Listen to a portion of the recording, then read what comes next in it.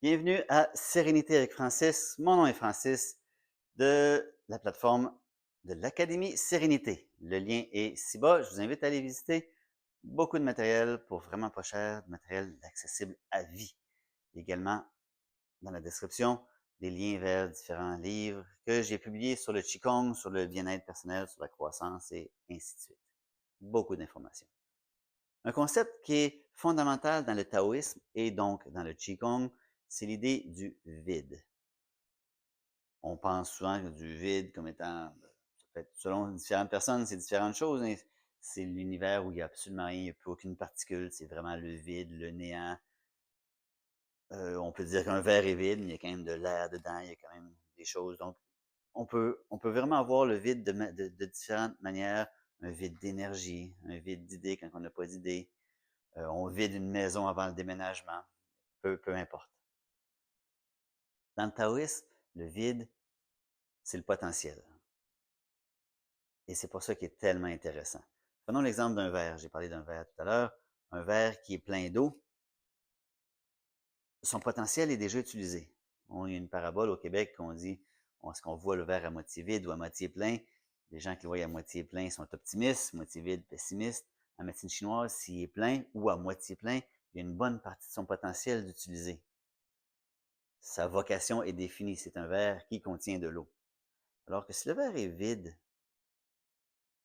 là, il y a un potentiel illimité. Il peut servir à mettre de l'eau, il peut servir à mettre du lait, une bière, il peut servir de socle si on le vire à l'envers il peut servir de mettre plusieurs verres pour faire une pyramide, il peut servir de pot à fleurs, de pot à poterie. Il y a des utilisations infinies. On peut écouter la mer dans le verre. Vous voyez un petit peu l'idée. Donc, tant qu'il est vide, son potentiel est infini. Quand il est plein, son potentiel est défini. Il est limité, il est concrétisé. Les premiers textes de taoïsme parlent également de qu'est-ce qui donne une chambre? C'est l'espace vide à l'intérieur des murs. Juste un mur ne donne rien. Mais quand il y a plusieurs murs et qu'il y a un espace vide à l'intérieur, soudainement, ça devient intéressant et utile. Une roue, tant qu'il n'y a pas de trou au centre, c'est un disque. Ça peut servir de frisbee, mais les utilités sont limitées. Quand il y a un trou au centre, soudainement, le vide offre beaucoup de possibilités.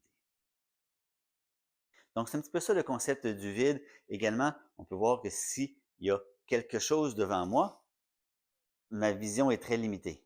Si c'est vide devant moi, je peux voir jusqu'au prochain obstacle.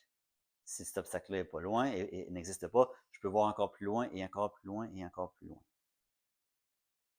De façon similaire, si je veux dérouler ma manche ici, mais il y a un obstacle entre, j'y arrive pas. S'il y a du vide entre ma main et l'objet, je peux le manipuler, je peux faire ce que je veux avec. Donc, le vide offre le potentiel infini, mais le vide offre également la vision infinie et l'opportunité d'aller manipuler, d'aller ajuster sans obstacle, sans blocage. Donc, quand on parle en Qigong ou en méditation de faire le vide, ça ne veut pas dire d'avoir aucune pensée. La tête est faite pour penser. Ça ne veut pas dire de tout laisser aller. On ne peut pas tout laisser aller non plus. Ça veut dire d'observer. On a des pensées qui arrivent et on les observe. Comment on les observe? Parce qu'il n'y a rien qui nous obstrue la vue. Donc, on peut même dire qu'avec les yeux fermés, on voit beaucoup mieux qu'avec les yeux ouverts parce qu'on peut se tourner vers l'intérieur. Donc, en créant ce vide, on bloque les sens, on essaie de mentalement bloquer les oreilles, bloquer la senteur, bien que ce n'est pas un sens très actif chez bien des gens, pour tourner les yeux vers l'intérieur, pour faire le vide à l'intérieur de nous et observer, comprendre. Comprendre qu'est-ce qui se passe dans mon estomac, dans mon cœur, dans mes poumons, dans mes réseaux sanguins, dans mon chi. Est-ce que le chi circule fluidement? Est-ce que j'ai des infections? Est-ce que j'ai un os qui est mal placé, une tendinite? On peut tout observer ça quand c'est calme, quand c'est le vide.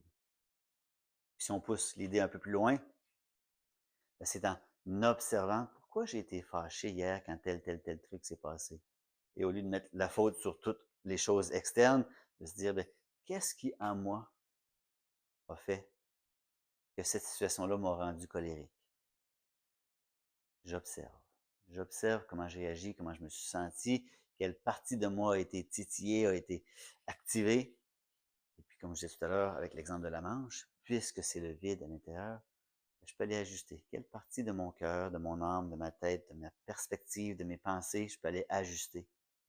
Pour que la prochaine fois qu'une situation comme ça se produise, ça ne vienne pas chercher ma colère. Au contraire, je me dis, les gars, c'est ça et c'est ça, et on fait avec, on vit avec, et on prend le meilleur parti de la chose. Donc, le vide, en méditation, en Qigong, permet de se recentrer sur notre souffle, sur observer. On devient l'observateur pour pouvoir ajuster.